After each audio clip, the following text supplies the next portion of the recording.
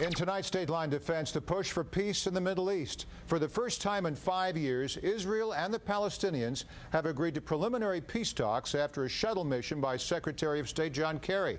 They're scheduled to begin in Washington on Tuesday. Joining me tonight with the latest on Capitol Insider is Matthew Brodsky, Director of Policy for the Jewish Policy Center. Matt, Israel and the Palestinian Authority still disagree on the rules for actual negotiations, including the principles for drawing a border between them. What does that mean and why is it significant? Well, first of all, to be clear, Kerry has announced that it's the basis for resuming negotiations, so these are talks about talks. Now, when it comes to the border issue, it's where you have a starting point, your frame of reference from which to negotiate. So the 1967 line is very important. After the 1967 war, the UN passed a resolution, number 242, that has been the basis for peacemaking with Israel in the Middle East ever since. And that resolution called for Israel to withdraw from territories, not from all the territories or the territories. And it was to do so in exchange for what the other side would give. Now, this is important because Israel would give back some territories, and the depth of what they would be giving or offering would be based on what would be offered on the other side. So this has been Israel's position ever since. The Palestinian position today has been that they would like to have everything, the 1967 borders, offered up front, and then based on whatever else Israel would offer, they'll see if if the Palestinian side will offer something back. Now, last month, right here on Capitol Insider, you told us that you're skeptical of this new effort. Has that changed? Well, I mean, people rarely make money gambling on the Middle East peace. So you have to say that both publics, the Palestinian and Israeli publics, would like to have peace. The polling bears that out. But at the same time, both publics do not believe that the other side wants to make peace. And so they don't believe that the process is going to go anywhere. So what we're likely going to see is both sides talking more with the American mediators than they are talking with each other. And what they're going to be doing is making sure that the other side and not themselves are blamed for any form of impasse. So it really is a problem that, in the end, the American mediators actually want this peace process more than the Palestinians and Israelis. Right. That's a problem. Right. Moving on, this week the European Union put Hezbollah's military wing on a terror list. That designation could impact the group's assets in Europe and their ability to travel. Yesterday, Sheikh Hassan Nasrallah called the decision worthless and accused the EU of capitulating to the U.S. and Israeli demands. Who is Nasrallah, and is he right? Was this decision worthless? Well, Hassan Nasrallah is the Secretary General of Hezbollah, and we should do right to recall that Hezbollah is responsible for more deaths as a terrorist group of Americans than any other terrorist group before 9/11/2001. And they've also been considered in an intelligence circle the A-team of terrorists. So the problem, the EU resolution is a step in the right direction.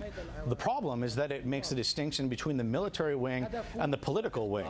So in the implementation of any form of sanctions that are going to happen in the future, the problem is that unraveling the whole way in which the terrorist group operates is going to be next to impossible. This, when the terrorist group itself, Hezbollah, says that there is no distinction between either wing. It's the same thing. Right. So finding out who they can sanction is going to be very difficult, and we already have a track record with the EU when it comes to Iranian sanctions, the sanctions against Iraq prior to 2003. It's just going to make it very difficult. Step in the right direction, but not far enough. Hezbollah continues to be very active in Syria. The White House says they're partially responsible for a shift in momentum in that country's civil war. Now, you're following a letter written by General Martin Dempsey to Senator Carl Levin. Tell us about that. Well, the Joint Chiefs sent out a letter on July 19th to Carl Levin, and this was after the Senate hearing that he was a part of, where he outlined for the first time what the series of military options at the U.S. disposal are, what they can do, and the costs associated with them. And it moves from training and advising and assisting the opposition to conducting limited standoff strikes, establishing a no-fly zone, establishing a buffer zone, and then controlling chemical weapons. They list, again, it's an order of what the U.S. can do. It associates a cost. He says that any one of these could be construed as an act of war. And the main thing that is striking throughout is that it's they're waiting on any form of guidance from the Obama administration itself, because it is the civilian leadership that has to make the call, and they're not really seeing it. So they lay out a blueprint. It costs, but it's something that the president would have to decide on. And as he's been with the Middle East peace process, he's been sort of in the background, not really involved on a personal level. Look, the appetite's not there. We all know that. We've been in so many foreign ventures that the turnaround hurting us. Dempsey's worried about the cost of further intervention in Syria. Do you see things differently then, right? Well, I see the cost. I mean, there's definitely a cost involved, and certainly it does escalate. The problem is, as I've said before, is that the cost would have been a lot less earlier had we done something. Now, we have to weigh the cost of military action or supporting different sides in the struggle against what would happen if chemical weapons are unleashed to Hezbollah, if Iran gains a stronger foothold, what this does for Russia. We have to put this in a larger geostrategic type of dimension.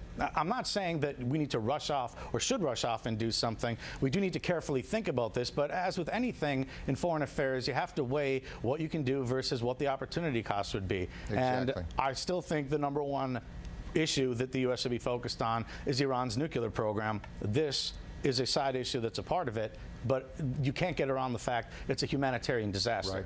Matthew Brodsky, Director of Policy for the Jewish Policy Center. Always good to have you on the show. Thanks, Matt. Thank you. Japan.